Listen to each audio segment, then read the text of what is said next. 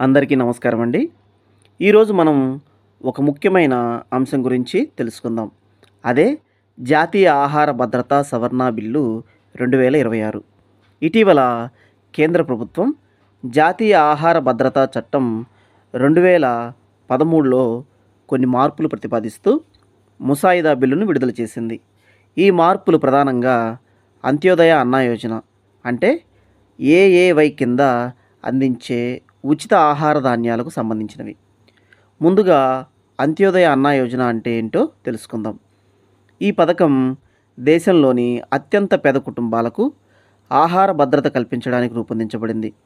ప్రస్తుతం ఈ పథకం కింద ప్రతి కుటుంబానికి కుటుంబంలో ఎంతమంది సభ్యులు ఉన్నా నెలకు 35 కిలోల ఆహార ధాన్యాలు అందిస్తుంది.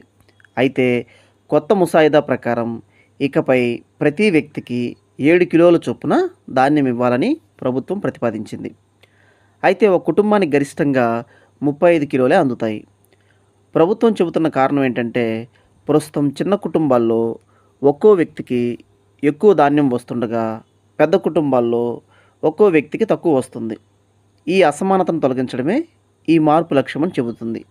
అయితే ఈ ప్రతిపాదనపై అనేక విమర్శలు కూడా వస్తున్నాయి. 1 నుంచి 4 మంది సభ్యులున్న కుటుంబాలకు ఇప్పటివరకు 35 కిలోలు లభించేవి. కానీ కొత్త విధానంలో వారికి 28 కిలోలు మాత్రమే అందుతాయి. దీంతో వృద్ధులు, వితంతువులు, దివ్యాంగులు, చిన్న కుటుంబాలు నష్టపోయే అవకాశం ఉందని నిపుణులు అంటున్నారు.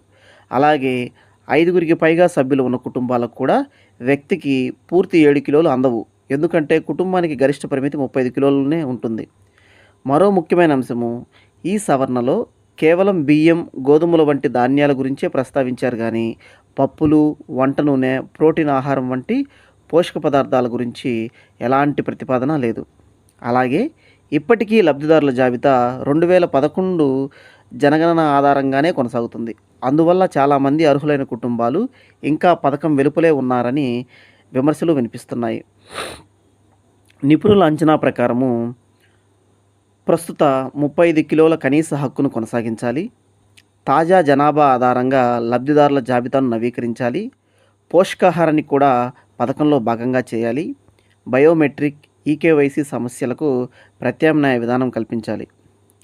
ఈ బిల్లు సమాన పంపిణీ లక్ష్యంతో వచ్చినప్పటికీ అత్యంత పేద కుటుంబాలకు నష్టం జరగకుండా ప్రభుత్వం తుది నిర్ణయం తీసుకోవాల్సిన అవసరం ఉంది.